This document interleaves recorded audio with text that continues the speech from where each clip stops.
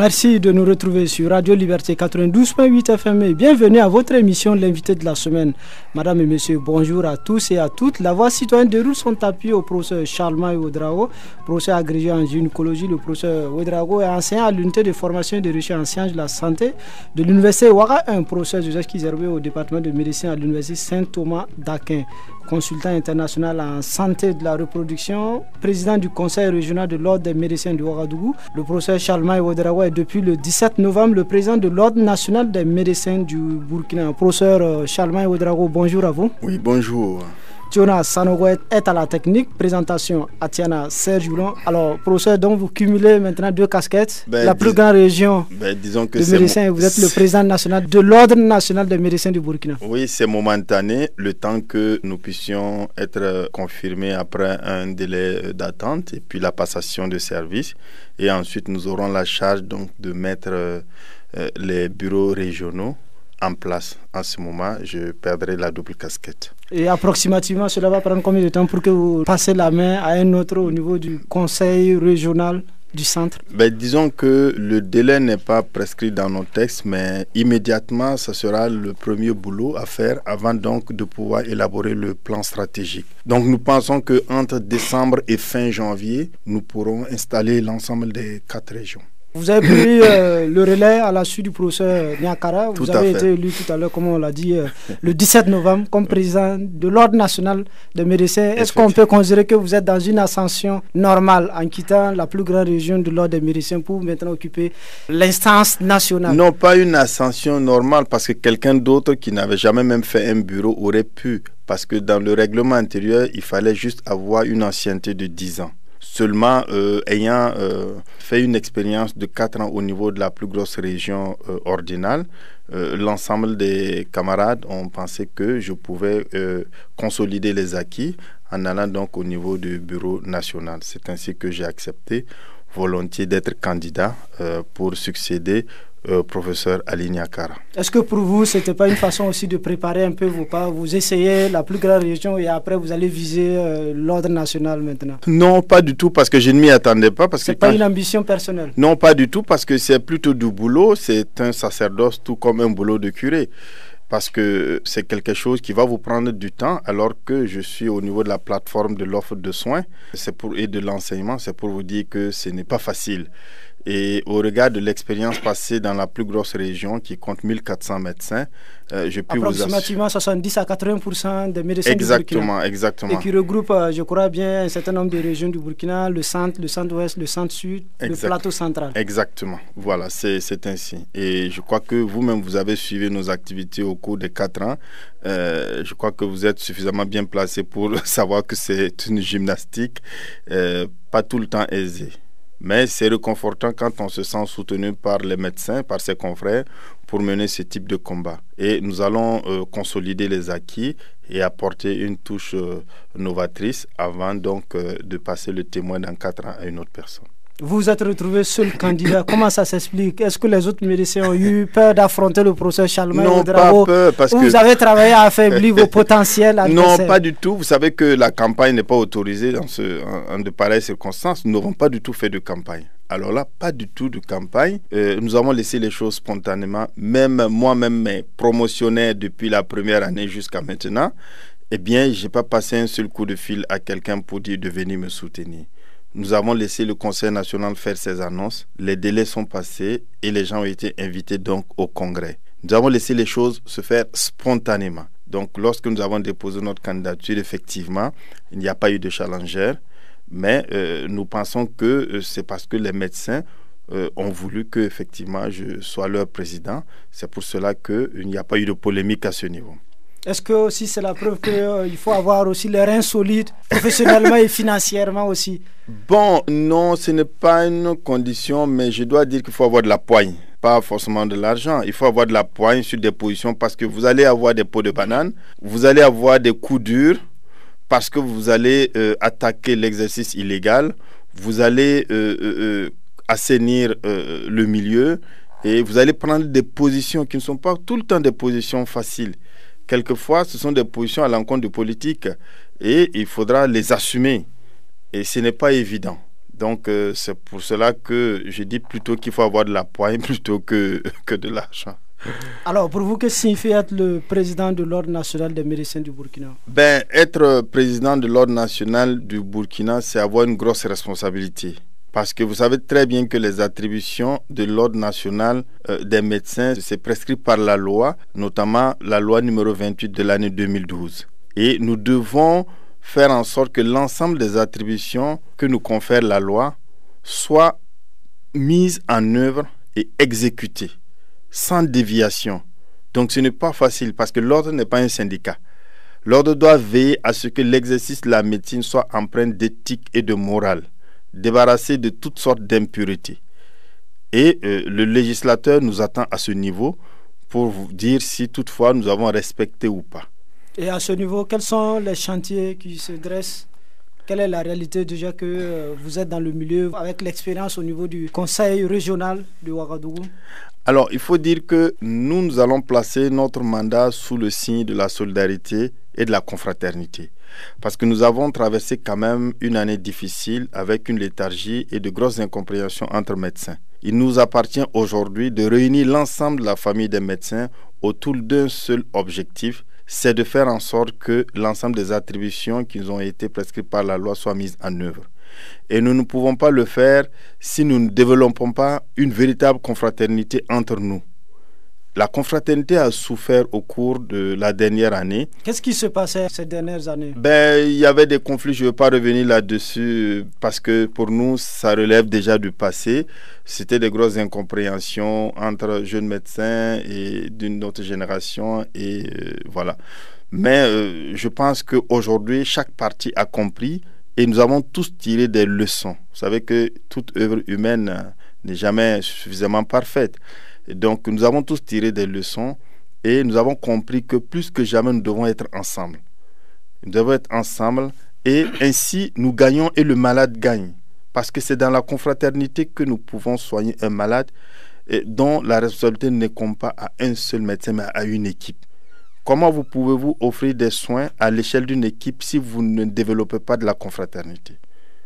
Donc, voilà un peu ce que nous voulons faire au cours donc des 4 années, tout en sachant que nous avons l'obligation de mettre en œuvre donc les missions que nous confère la loi et nous devons développer un certain nombre d'activités pour que cette mission-là soit réalisée. Déjà, je dois vous dire que désormais, nous allons réunir l'ensemble des nouveaux médecins qui sortent autour d'un atelier de renforcement de capacité sur l'éthique et les règles de la déontologie. Nous avons un code de déontologie et il convient à chaque médecin de connaître ce code de déontologie. Et nous allons également discuter avec les médecins sur l'employabilité du médecin. Parce que le médecin, classiquement, il a été formé pour être fonctionnaire de l'État. Et si un jour l'État n'arrive pas à recruter un fonctionnaire, un médecin, il faut bien qu'il trouve du boulot pour travailler et ne pas être exploité donc par des structures tout à fait, disons, des structures vampires. Alors, tout cela, nous devons travailler à ce que les jeunes médecins aient une orientation professionnelle parfaite avec un renforcement de capacités qui leur permettent d'offrir des soins empreints donc de compétences, d'éthique et tout ce que le malade attend pour guérir. Est-ce que la trop forte concentration des médecins dans une seule zone aussi va rentrer un peu dans vos champs d'action? Parce qu'on le constate beaucoup plus, essentiellement, c'est Ouagadougou, Bobo-Dioulasso. À ce niveau, nous ne pouvons que faire un plaidoyer. Nous faisons un plaidoyer, mais il appartient à l'État. C'est l'État qui recrute les médecins, qui les affecte dans les différentes structures sanitaires. Nous faisons un plaidoyer, ça ne relève pas de notre mission, mais nous pouvons faire un plaidoyer pour qu'il y ait une répartition qui fasse en sorte que tous les Burkinabés qui sont sur le même pied d'égalité reçoivent donc des soins tout à fait standardisés, les mêmes soins à Ouaga qu'à Koudougou, qu'à Léo, qu'à Bobo, qu'à Banfora, qu'à Nouna. Vous êtes bien sur Radio Liberté 92.8 et vous êtes à votre émission, l'invité de la semaine. Cette semaine, le professeur Charlemagne Ouedraogo est notre invité. Il est le président de l'Ordre national des médecins du Burkina. Professeur Charlemagne Ouedraogo, vous avez, en tant que président du conseil régional de l'Ordre des médecins de Ouagadougou, mené un certain nombre de batailles concernant la traque aux faux médecins ou à la pratique illégale. Exactement. Déjà, quel bilan vous pouvez faire de cette œuvre-là au niveau de la région de Ouagadougou? Alors, il faut dire que ça a été notre cheval de bataille. La leçon que nous tirons, c'est qu'il est encore plus impératif pour nous d'assainir le milieu, car tous ceux qui portent la blouse blanche ne sont pas forcément des médecins. N'est médecin que celui qui répond à l'article 37 de notre loi, article 38 et 39 de notre loi. Et donc, nous avons compris que parmi nous se trouvent des fossoyeurs qui gâtent le nom de la médecine et des médecins et qui détériorent donc la santé des populations. Vous avez même suivi que nous avons traqué beaucoup d'imposteurs et que nous avons présentés donc au parquet. Et certains ont été sanctionnés et d'autres sont en cours, etc. Sur cette question, pour vous, qu'est-ce qui explique un peu cette prolifération ou cette circonstance, cette arrivée en quelque sorte sur le marché de ces médecins illégaux, entre guillemets? Il faut dire que c'est parce que ce sont des imposteurs qui ont remarqué qu'il n'y avait pas de réglementation dans ce domaine ou que la réglementation restait au niveau des papiers, mais il n'y avait aucun suivi de cet exercice-là. Jusqu'à ce que nous puissions en faire donc une activité principale. Mais il faut dire aussi qu'avant 2012, il n'y avait pas de loi. C'était juste des textes et des accords. Il n'y avait pas de loi. La loi qui consacre donc l'ensemble des missions a été promulguée en 2012. Nous sommes arrivés en 2013. Donc, il nous appartenait de mettre à rude épreuve l'ensemble des textes réglementaires qui régissent donc le fonctionnement de l'Ordre national des médecins. Et c'est comme ça que nous avions les différents outils pour poursuivre donc l'exercice illégal de la médecine. Avant, il n'y avait pas de texte, il n'y avait pas de loi et ça allait être très fastidieux donc pour le faire. Et ceux qui nous ont précédés ont travaillé à ce que les lois existent. Et nous, maintenant, il nous appartenait de les mettre en œuvre. Ce qui veut dire que nous venons de loin et c'est une continuité. Et nous n'allons pas arrêter. Et nous allons continuer donc cette traque-là et assainir le milieu, faire en sorte que ceux qui se réclament médecins soient véritablement des médecins pour offrir les soins et non pas des imposteurs. Alors, est-ce que, à quelques égards, la responsabilité des promoteurs d'établissements privés n'est pas engagée? Parce que, on a besoin de personnel, on ne prend pas la précaution de s'assurer que la personne qui se présente est véritablement un médecin, qu'il a subi une formation, il est inscrit sur le tableau de l'ordre des médecins. Oui, je suis entièrement d'accord avec vous. C'est pour cela que nous, au niveau de l'ordre des médecins, nous sommes en contact avec donc l'association des promoteurs de cliniques privées. Et puis aussi, nous sommes en contact avec le ministère de la Santé qui est chargé du contrôle de ces structures-là. Vous savez que le contrôle des structures ne relève pas de l'ordre des médecins. Ça relève du ministère de la Santé. Il y a une direction qui s'occupe de ça. Donc, c'est à eux d'assumer leurs responsabilités. L'ordre des médecins, c'est concernant donc les individus. Nous ne pouvons pas décider de fermer une structure, mais nous pouvons intenter un procès contre un individu qui exerce illégalement la médecine et nous attaquons le promoteur comme complice donc de cela. Est-ce que c'est déjà arrivé, professeur Ouedraogo? Nous avons poursuivi tout à fait des individus et des promoteurs. Et il y a certains dossiers qui sont en cours, il y a d'autres qui ont été vidés. Et nous avons tenu l'ensemble des promoteurs informés qu'il est impératif de demander l'attestation d'inscription à l'ordre des médecins avant de donner des vacations à un médecin qui se présenterait à eux. Donc aujourd'hui, tous les promoteurs sérieux affiliés savent exactement ce qu'il faut faire et ça sera vraiment difficile d'arriver donc à les tromper. Alors, est-ce que sur cette réalité, on peut se dire que tous les médecins qui exercent sont inscrits sur le tableau de l'Ordre national des médecins? Pas forcément, puisque il faut renouveler chaque année sa cotisation pour appartenir au tableau. Le tableau, il est annuel. Alors, c'est pour vous dire qu'il y a des médecins, pour diverses raisons, ils traînent, ils ne le font pas. Mais dès qu'ils ont des problèmes, l'Ordre des médecins ne les accompagne pas. Par exemple, ce matin, on m'a informé qu'on a 2 confrères qui sont dans un commissariat de la ville de Ouagadougou parce qu'ils auraient signé des certificats et pour cela, ils ont été poursuivis. J'ai pris leur nom, j'ai regardé sur le tableau de l'ordre des médecins, ils n'y figurent pas. Même si c'est des médecins authentiques, eh bien, je ne peux pas, en tant que président, engager un avocat pour les défendre parce qu'ils ne sont pas sur le tableau. Donc à quelques égards, ils sont déjà fautifs. Absolument, ils sont déjà fautifs. Donc, nous n'allons pas pouvoir les accompagner si toutefois, effectivement, ils n'ont pas leur attestation. Voyez. Le tableau, il est publié, nous le communiquons au parquet, à toutes les structures républicaines qui en auront besoin.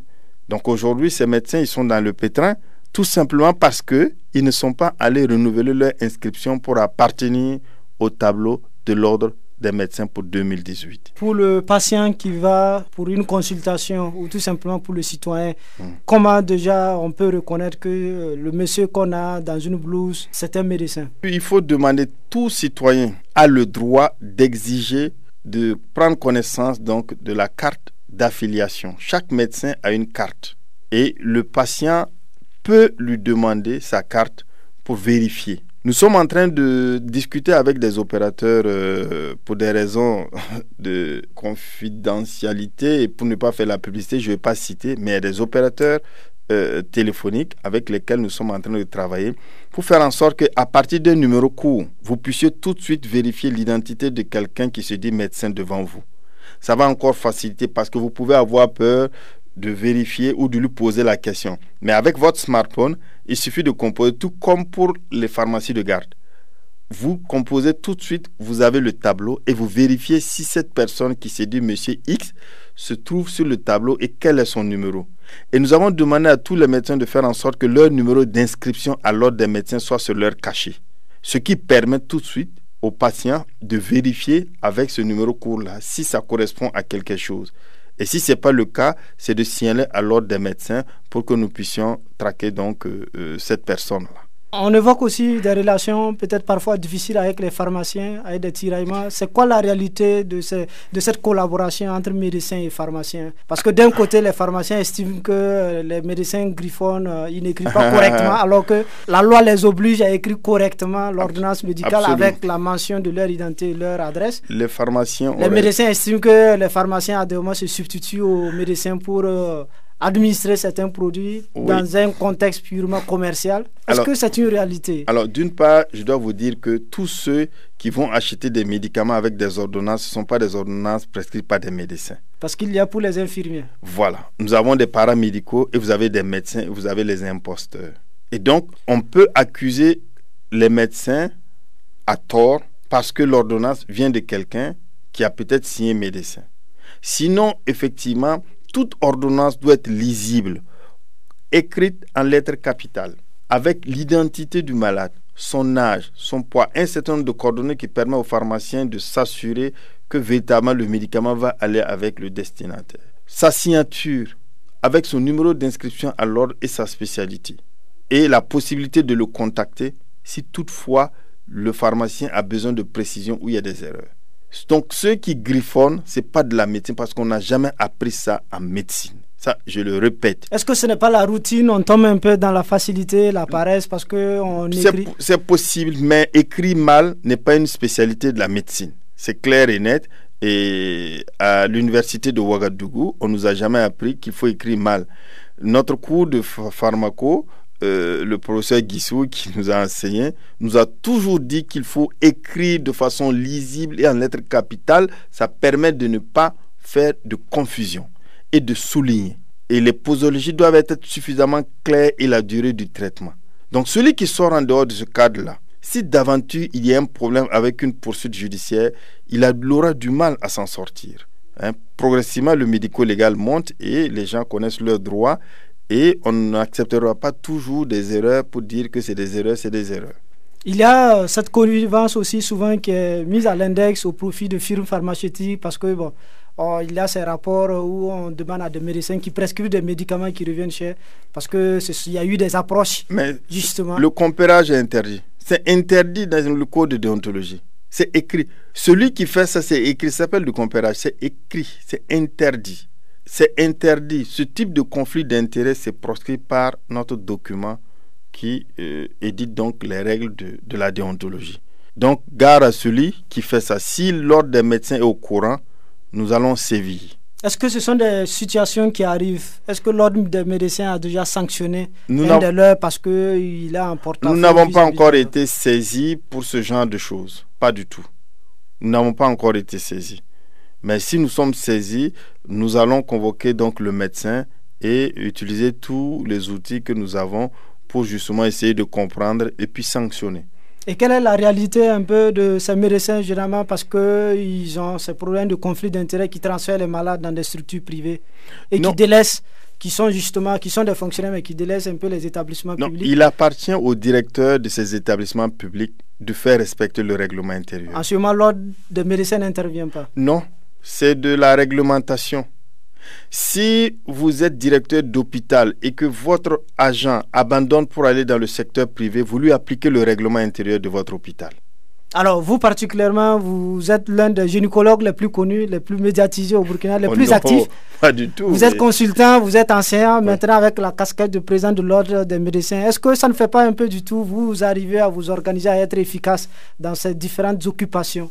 C'est une question de s'organiser et de savoir déléguer. On ne travaille pas seul. Si vous prenez le bureau de l'ordre des médecins, nous sommes 8. Nous sommes 8, donc c'est juste assurer vraiment le gouvernail. Au niveau de mon boulot, je suis au niveau de l'hôpital universitaire de Bogodgo. Je suis chef de service de gynéco et nous sommes 10 médecins gynécologues et chacun assure sa garde. Moi, je suis professeur titulaire de grade terminal, mais j'assure toujours mes gardes à l'hôpital de Bogodgo. Sur plus de 24 heures, je passe la nuit là et je fais mon job et je passe le témoin à quelqu'un d'autre et j'assure mes consultations. Donc, il n'y a pas une occupation qui prend le dessus plus qu'une autre? Non, l'occupation qui prend le dessus, c'est l'offre de soins et l'enseignement. Ça prend le dessus plus que les autres parce que c'est mon essence même. Enseigner, transmettre le savoir aux médecins en formation spécialisée de gynécologie obstétrique, ça, c'est mon métier par excellence. Et l'offre de soins dans un hôpital, ça va ensemble. Donc, c'est pour cela que c'est un hôpital universitaire. Ça prend le pas sur tout le reste. Donc, pour le reste, qui relève de la vie associative, eh bien, on partage, on mutualise. Et donc, chacun fait un bout et grâce à l'outil Internet, il y a beaucoup de choses qu'on fait sans se déplacer. Et donc, aujourd'hui, je crois qu'avec cette nouvelle casquette, j'ai l'obligation de mieux m'organiser encore pour que mes différents engagements ne souffrent pas. Qu'est-ce qui fait la réputation, ou du moins le succès du procès Charlemagne Ouédraogo? J'ai des insuffisances aussi, vous savez, pas seulement que des succès, mais j'ai toujours foi en ce que je fais et j'ai le courage. Il n'y a pas un comportement d'une personne qui peut me décourager, ça n'existe pas. Ce sont des situations qui arrivent? Oui, poser des pots de banane, ça ne va pas décourager Charlemagne. Vous lui donnez un coup, non. Et ce sont des situations qui arrivent? Oui, je le vis régulièrement, mais je pense que ceux qui le font finissent par comprendre. Eux-mêmes tirent des leçons de ça pour s'aguerrir parce que ça ne me décourage pas. Pourquoi il viendra à l'esprit de quelqu'un de jeter des pots de banane au procès Charlemagne? Franchement, je ne sais pas. Dans le cadre de la traque pour l'exercice légal de la médecine, j'ai reçu pas mal de piques. Vous avez vu au moment de l'insurrection, j'ai reçu des piques, moi. Mais bon, après, les gens se sont rendus compte que c'était faux. Mais c'est ça aussi, c'est des pots de banane. Allez-y me demander qui fait ça. Voilà. Il a eu cette bataille justement avec le mouvement raélien. Oui, c'est vrai. Où on vous a accusé de faire de la diffamation et que oui. Ils organisent des campagnes gratuites. Vous voulez vous sucrer sur le dos des femmes. Oui, c'est ce qu'ils disent. Nous aussi, nous avons notre version. C'est pour vous dire que nous restons sous le coup de la loi. Il est interdit à n'importe quelle organisation de faire venir des médecins qui exercent sans l'autorisation de l'ordre des médecins. Si je me lève, j'arrive en France ou aux États-Unis, si je commence à exercer la médecine, je vais avoir des problèmes judiciaires parce que je serai en porte-à-faux avec la loi. C'est déjà ça. Maintenant, tout le reste là, bon, je fais l'économie des détails, mais je reste dans la prescription de la loi pour exercer la médecine au Burkina qui n'a pas encore changé. C'est l'article 37, 38, 39 de notre loi. Sur ce volet justement de ce qu'il faut être inscrit sur le tableau de l'ordre, on a eu un peu cette polémique avec l'autopsie du corps Thomas Sankara et 12 de ses compagnons. On n'a pas entendu l'ordre des médecins lever le petit doigt devant l'État burkinabé. Il faut dire que peut-être que ça a été parce qu'on a fait venir un médecin légiste français alors qu'on a des médecins légistes burkinabés. Oui, c'est possible parce que nous recevons, même au Burkina, nous donnons des autorisations temporaires à des gens qui ne doivent pas exercer. C'est parce qu'il y a un certain nombre d'accords et de collaboration pour beaucoup de choses. Mais pour ce volet dont vous parlez, je ne vais pas rentrer dans le détail parce qu'en ce moment, je n'étais pas président de l'ordre national puisque c'était une question nationale. Mais vous étiez le président de l'ordre régional parce que c'est dans votre circonscription en quelque sorte que le médecin légiste français est venu pratiquer sans que vous ne soyez contacté. Oui, je suis d'accord avec vous. Nous avons échangé en interne et vu donc la sensibilité du dossier comme ça ne se passait pas, si vous voulez, dans l'offre de soins classique, c'était un dossier judiciaire. Automatiquement, c'est le bureau national qui gère cette question-là, qui dessaisit le bureau régional. Et dossier étant très sensible et confidentiel, on évitait vraiment au maximum de trop discuter sur ça. Vous avez préféré faire profil bas? Pas profil bas, mais dans tous les cas, en dehors de manifester pour dire que nous ne sommes pas contents, nous ne sommes pas d'accord, puisque vous avez affaire à l'appareil judiciaire. Quand le procureur décide de quelque chose, je ne sais pas. Nous-mêmes, nous travaillons sous la coupe. Mais même la justice se base sur les textes pour fonctionner. Oui, mais nous fonctionnons même sous la coupe du procureur général. Celui qui fait respecter la loi, c'est le procureur général. Donc, vous lui faites juste une remarque, mais après, qu'est-ce que vous voulez faire? Vous ne pouvez pas lui convoquer le procureur général devant lui-même. Pour ceux qui viennent de nous prendre en marche, vous êtes bien sur Radio Liberté 92.8 et vous êtes à votre émission L'invité de la semaine. Cette semaine, le président de l'Ordre national des médecins du Burkina, le professeur Chalmaï Ouedraogo, est notre invité. Alors, il y a un peu cette polémique sur la légalisation ou non de l'avortement au Burkina. Effectivement. On a eu des organisations religieuses, toutes tendances confondues, qui ont tiré à bleu rouge sur le ministre de la Santé, qui était obligé d'organiser une ronde pour aller expliquer et marteler que l'État burkinabé n'envisage pas de légaliser l'avortement. Vous qui êtes un peu dans le secret des choses, qu'est-ce qui se passe justement avec cette question de légalisation ou pas de l'avortement? Parce qu'on dit qu'en contrepartie, il y a une ONG américaine qui souhaiterait financer à coups de dollars un peu cette politique-là. Non, je ne crois pas que ça soit exact. C'est vrai que il y a eu des annonces, mais les gens ont pas bien, ils ont exagéré, quoi.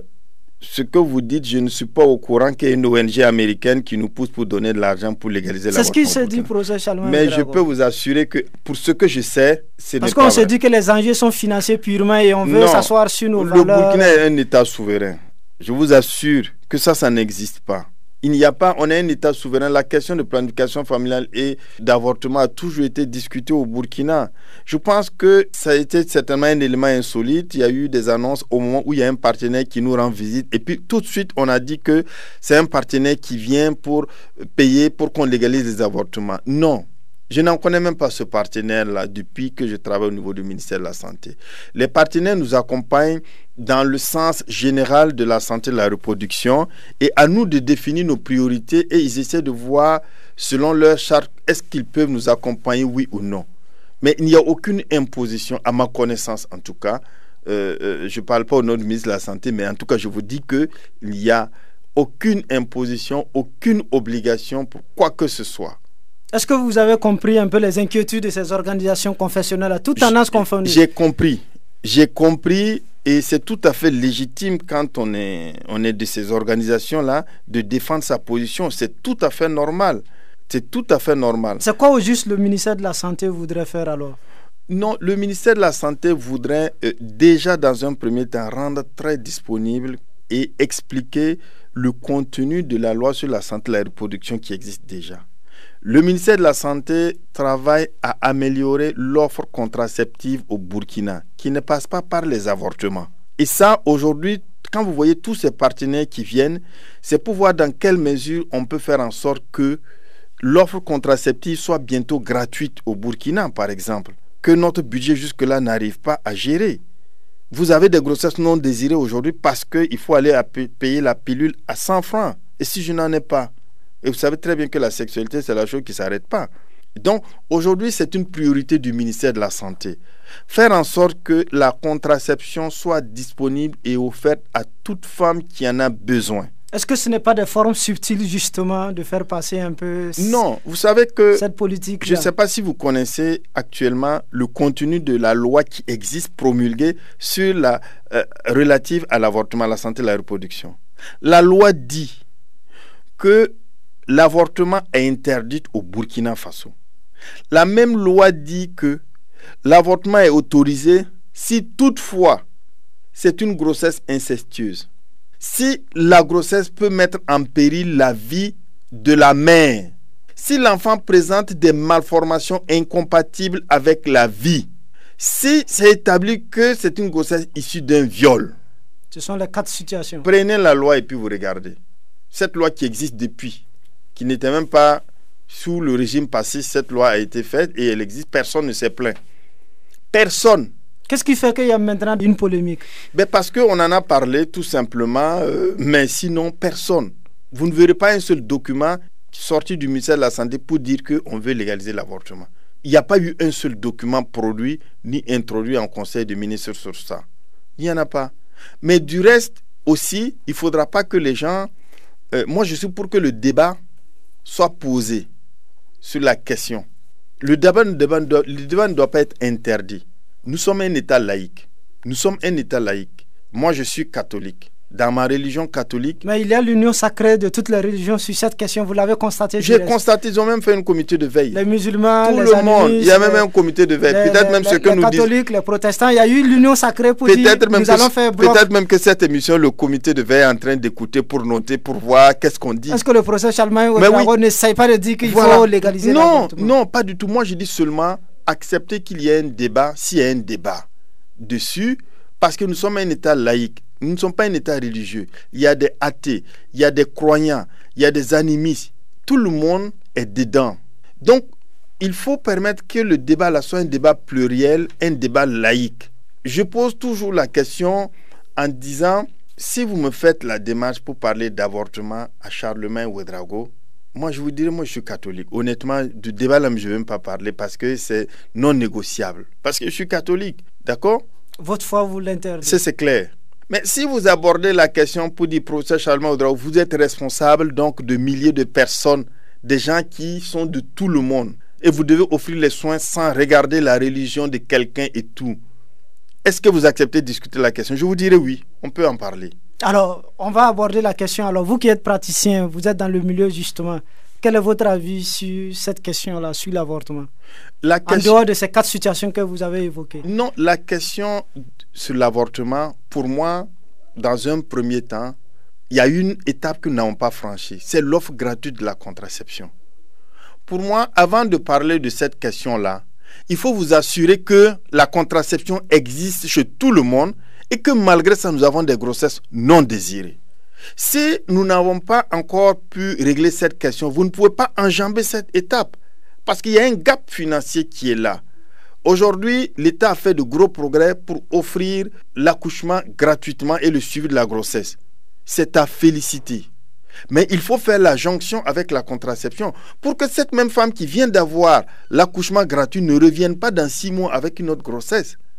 Mais si on lui dit oui, l'accouchement est gratuit, mais pour avoir votre stérilet tout de suite, il faut payer 1000 francs, elle dira je vais revenir, mais elle reviendra avec une autre grossesse. Donc aujourd'hui, notre combat, c'est de faire en sorte que l'État, que ce soit dans son budget ou avec l'appui de partenaires, nous puissions très rapidement, dans un délai impératif, annoncer que l'offre contraceptive est gratuite sur toute l'étendue du territoire. C'est ce débat qu'il faut mener d'abord. Donc il faut résoudre cette question. Pour moi, c'est cette question. Alors que sur cette question, pour les confessions religieuses aussi ne sont pas partantes. Oui, parce que vous voyez le débat sur l'utilisation de ces contraceptions. Je suis d'accord avec vous, mais je vous dis, nous sommes un État laïque. Nous offrons, on n'oblige pas. Donc si votre foi vous interdit de prendre telle méthode, vous ne la prenez pas. En toute responsabilité. Mais en tant qu'agent de santé, j'ai l'obligation de vous expliquer les inconvénients de ne pas avoir une méthode contraceptive. Maintenant, libre à vous de choisir, de faire un choix éclairé en tenant compte de votre religion ou de ce que je vous dis. Mais quelqu'un d'une religion ne doit pas interdire aux autres qui n'ont rien à voir avec sa religion de ne pas prendre une méthode contraceptive. Ce serait quand même pas normal, puisque nous sommes un État laïque et notre constitution est très claire là-dessus. Vous voyez? Donc aujourd'hui, c'est ça. Nous devons offrir. Maintenant, selon les sensibilités, vous prenez ou vous ne prenez pas. Il y en a même qui n'en prennent pas parce qu'ils ne sont pas catholiques, musulmans ou autres, parce qu'eux-mêmes ne veulent pas. Vous voyez? Tout simplement. Mais nous avons l'obligation de donner l'information.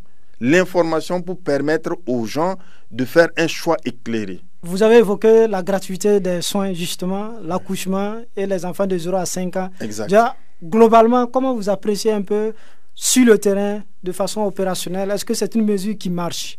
Il faut dire que je n'ai pas un aperçu de tout ce qui se passe sur toute l'étendue du territoire. Nous avons un commis, comme on dit, qui s'appelle Dr Yamego Pierre, qui peut vous donner toutes les informations parce qu'il a une vue très réelle de ce qui se passe, parce qu'il suit ce dossier avec beaucoup de passion et de technicité. Pour ma part, là où je travaille à l'hôpital de Bogodgo, je peux vous assurer que c'est mis en œuvre. Nous avons une pharmacie hospitalière, nous avons des prestataires qui travaillent 24 heures sur 24 dans des équipes de relais et nous ne donnons pas d'ordonnance aux femmes qui viennent accoucher ou qui ont des césariennes. À la sortie, nous remplissons des outils, nous présentons la facture au gouvernement de Paul Kabatieba et qui remplit également ses engagements en payant et remboursant à la structure l'ensemble des dépenses occasionnées. Il n'y a pas d'arriéré à ce jour, il n'y a pas un problème de disponibilité de consommables ou de produits. C'est 30 milliards de francs environ, c'est voté à l'Assemblée, il n'y a pas de problème à ce niveau. Vous savez que ce qui est voté, c'est plus facile à exécuter que ce qui n'a pas été voté. Donc à ce niveau, vraiment, c'est félicitations parce que c'est quand même 30 milliards injectés. Ce qui est important aujourd'hui, c'est d'accélérer sur le plan de communication. Ils sont en train de le faire pour que véritablement tout le monde soit au courant de ce dont ils ont droit. Donc pour vous, le dispositif marche à merveille?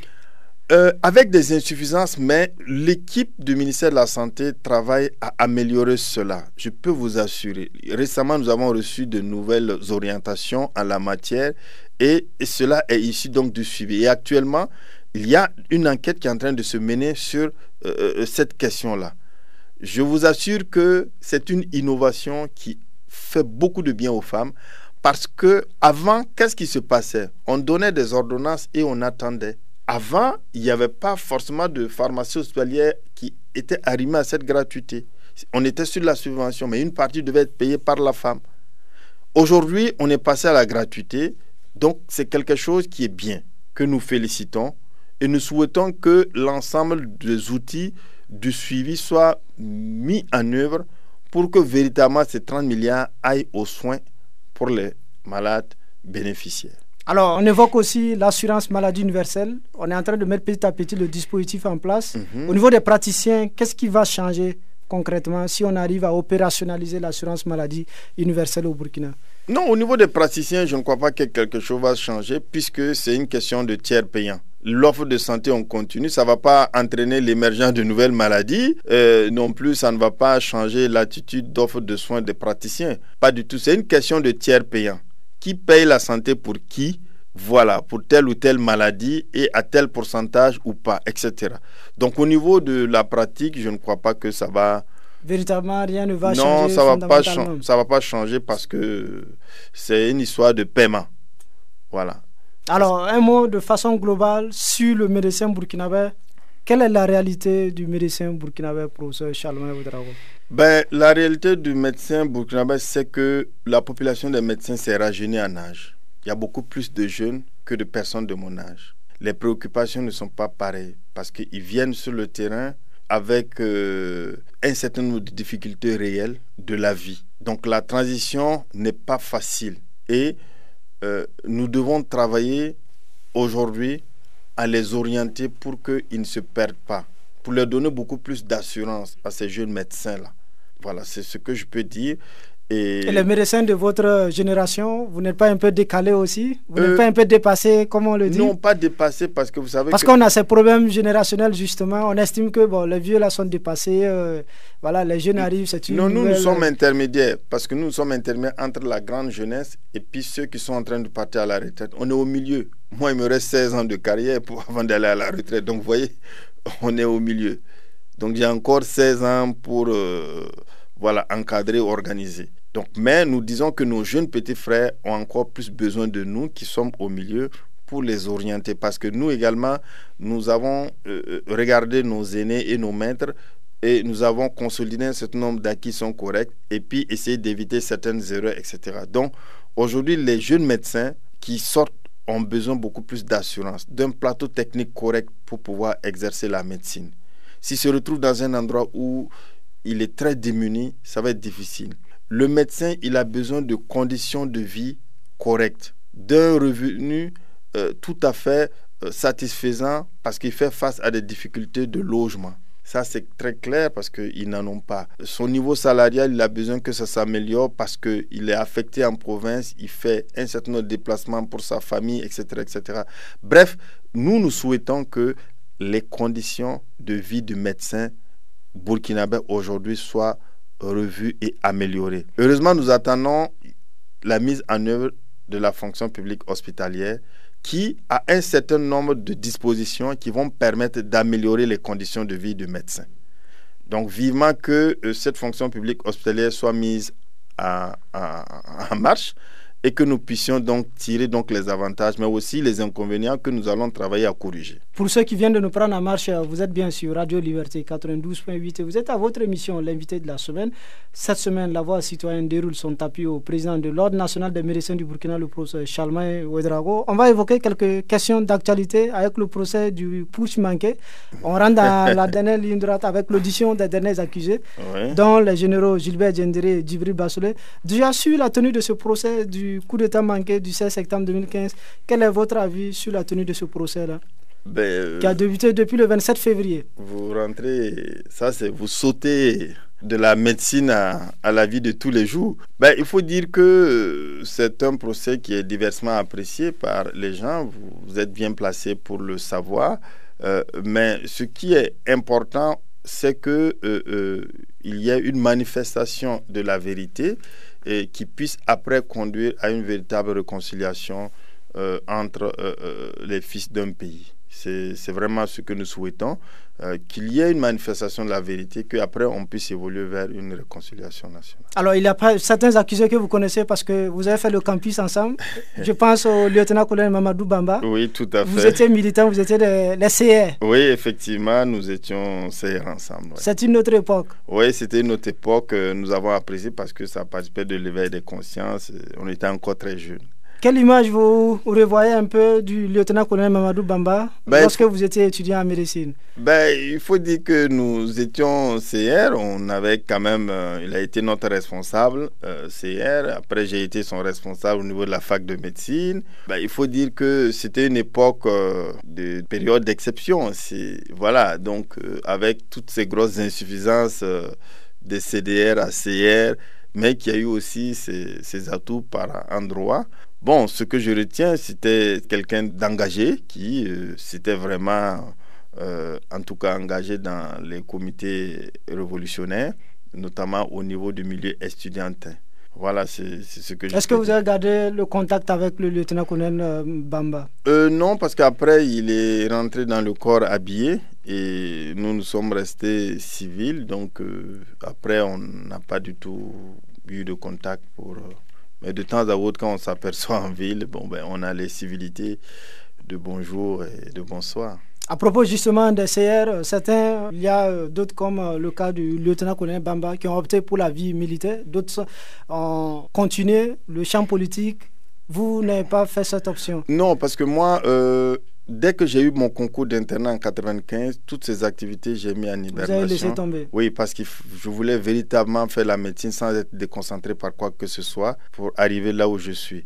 Ce qui fait qu'on ne m'a pas vu sur le champ politique depuis lors. La situation sécuritaire, le Burkina qui fait face à des attaques depuis quelques temps maintenant, on a essentiellement les régions de l'Est et du Sahel où on a plein d'enseignants qui abandonnent justement leur poste. Oui. Comment vous, en tant que citoyen, vous vivez un peu cette situation d'insécurité qui plane sur le pays? Ça fait mal au cœur parce que c'est une situation d'attaque tout à fait, disons, de guerre asymétrique qui ne fait pas honneur au Burkina. Parce qu'aujourd'hui, priver une partie de la population d'une vie tranquille et d'éducation, c'est quelque chose qui est inacceptable et qui fait mal à tout le monde.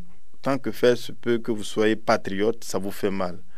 Et aujourd'hui, pour faire face à ça, nous devons être plus que jamais solidaires. C'est là où personne ne doit attaquer son camarade. en matière de critique. Parce que quand vous avez affaire à une guerre symétrique et que vous savez que les guerres symétriques sont régies par des conventions et autres, vous voyez votre adversaire, il est habillé et tout. Mais quand vous avez affaire à des guerres asymétriques, ce n'est pas une question d'acheter des armes. Il faut déjà que les Burkinabés soient solidaires. Parce que ce qui explose là, si vous riez aujourd'hui, demain, ça peut être vous ou vos parents. Et ceux qui nous attaquent, ils ne choisissent pas ceux qu'ils connaissent ou ceux qu'ils ne connaissent pas. Donc, ce domaine-là, il faudra que, plus que jamais, on fasse l'économie de commentaires tout à fait désobligeants ou dans lesquels chacun s'érige en grand spécialiste de la sécurité, mais cultiver plus de solidarité pour avoir l'information. C'est des gens qui vivent avec nous. Vous avez remarqué. Il faut que tous les Burkinabés sachent que la sécurité, la question sécuritaire nous concerne à chacun. Chacun doit surveiller son camarade et son voisin. Nous devons travailler en collaboration avec les forces de sécurité et leur donner les informations sur des situations anormales qui se passent. C'est comme ça que les forces de l'ordre pourront anticiper sur des situations que nous avons déjà vues. Mais il faut l'information. Si l'information ne parvient pas, comment est-ce qu'ils pourront intervenir? Mais si chacun se dit, c'est pas mon problème, j'ai vu quelqu'un qui avait une attitude, mais c'est pas mon problème. Eh bien, le jour où ça va exploser, peut-être que vous serez à côté et vous risquez de perdre la vie. Donc aujourd'hui, c'est de cultiver la solidarité, faire l'économie de commentaires désobligeants et qui découragent même les forces de sécurité et travailler sur le renseignement. Chacun doit être un agent de renseignement au Burkina. Chacun doit être un agent de renseignement et avoir une attitude et un regard de gendarme. Et donner l'information à qui de droit qui va les vérifier et travailler à anticiper avant que le malheur n'arrive. Est-ce qu'au sommet de l'État, vous pensez que la menace est prise au sérieux? La menace est prise au sérieux. Je vous assure que quand vous êtes président du Faso ou Premier ministre, mais vous ne dormez pas à cause de cette question. Mais est-ce que vous avez la solution magique? Vous ne dormez pas. À la limite, nous dormons plus que tous les membres du gouvernement. Parce que tous les jours que Dieu fait, dès qu'ils voient une situation, ils sont emmerdés. Ça perturbe tous les programmes de développement. Tous les ministères ont revu leur programme de développement à la baisse dans ces zones-là parce qu'ils ne peuvent pas accéder. Donc aujourd'hui, ils sont plus qu'angoissés. Donc s'ils avaient la solution magique, ben, ils allaient appuyer sur le bouton et puis la magie allait se dérouler. On a cette situation, le mercure social qui monte avec cette augmentation du prix du carburant de 115 francs CFA. Le ton monte déjà. On estime que le gouvernement fait payer aux pauvres en fait les problèmes de sa gestion. Quel est votre commentaire sur cette question d'augmentation du prix du carburant de 115 francs CFA? Mon commentaire, c'est que je sais que depuis l'époque la Lamizana que j'étais petit, jusqu'à aujourd'hui, j'ai vu le prix du carburant monter et traverser tous les régimes. Et le prix du carburant tributaire donc du cours international et de tout ce qu'on peut imaginer. Donc après donc ce régime, il y aura un autre régime et le prix du pétrole va encore varier selon donc la pression internationale. Donc aujourd'hui, c'est vrai que déjà la situation sociale est difficile pour ce que vous pouvez imaginer parce qu'après une insurrection, on ne ramasse pas l'or dans la rue. Vous faites la plongée en apnée et après vous aurez l'oxygène après. Ça c'est sûr. Donc, les Burkinabés ne comprennent pas que de façon brusque, on décide d'augmenter 115 francs d'un coup. Oui. On se dit qu'on pouvait faire crescendo. Qu'est-ce qui se passe? Peut-être que du jour au lendemain, on décide d'augmenter 115 francs. Peut-être que le gouvernement a péché par, par sentiment de problème social et de le contenir pour résorber toujours les différentes fluctuations internationales au point qu'ils n'en pouvaient plus, donc ils ont lâché. Voilà, mais c'est quelque chose que nous devons encore expliquer à tout le monde, que le prix du pétrole, c'est à la bourse, ça varie. Si ça monte à l'international, on a des péréquations qui permettent de tenir, mais il y a certaines montées qui détériorent la péréquation. Parce que si on veut la contenir, ça sera au détriment de certains secteurs de développement. Parce que vous savez que la masse... Les richesses du Burkina, vous connaissez. Ce qui est voté à l'Assemblée, vous connaissez.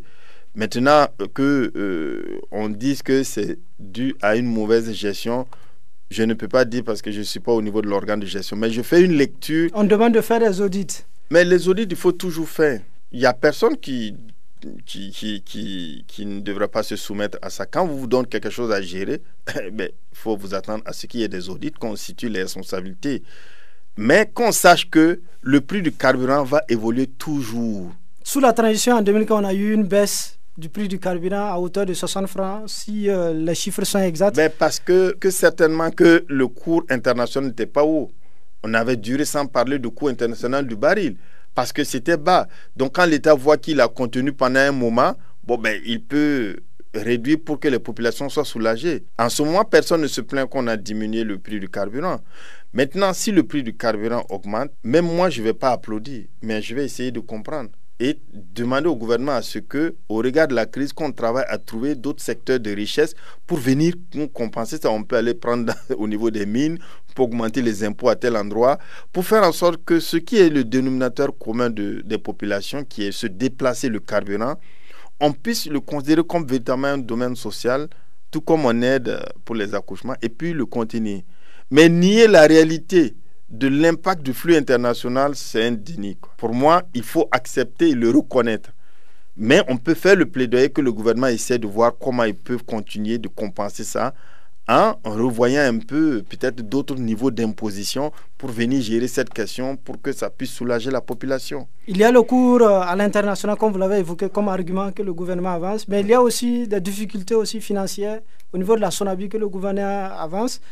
Mais certains observateurs estiment que là, c'est un faux problème parce qu'on nous a présenté la SONABI comme étant une société excédentaire qui présente de bons chiffres, justement, lors des assemblées générales des sociétés d'État. Bon, vous savez que là, je n'ai jamais participé à une assemblée de sociétés d'État, mais je dis que si vous faites de mauvaises déclarations, vous allez assumer. Parce que pour l'opposition politique, le parti au pouvoir est en train de se construire en fait un trésor de guerre, justement. Parce que certaines sociétés d'État sont les caisses noires. Mais en tout moment, il appartiendra donc au ministère de tutelle d'ouvrir le carnet de gestion et le rendre public. Que tout le monde puisse avoir la même lecture. Il n'y a pas de secret. C'est l'Assemblée des sociétés d'État, c'est public. Et donc, on présente le dossier public. Celui qui pense que ce n'est pas vrai, qu'il apporte l'argumentaire. Et si c'est justifié, que l'appareil judiciaire s'en saisisse et les fautifs sont sanctionnés. Point final de l'invité de la semaine. Cette semaine, Radio Liberté déroulait son tapis au professeur Charlemagne Ouedraogo, universitaire, professeur agrégé en gynécologie, consultant en santé de la production. Le professeur Charlemagne Ouedraogo est le président de l'Ordre national des médecins du Burkina. Professeur Charlemagne Ouedraogo, merci d'avoir effectué le déplacement dans les locaux de Radio Liberté. Merci beaucoup, merci à vous et passez une bonne journée. Tiona Sanogo était à la technique, présentation Atiana Serge Houlon. Merci pour la fidélité à Radio Liberté 92.8 FM, La Voix citoyenne. Les programmes de La Voix citoyenne se poursuivent.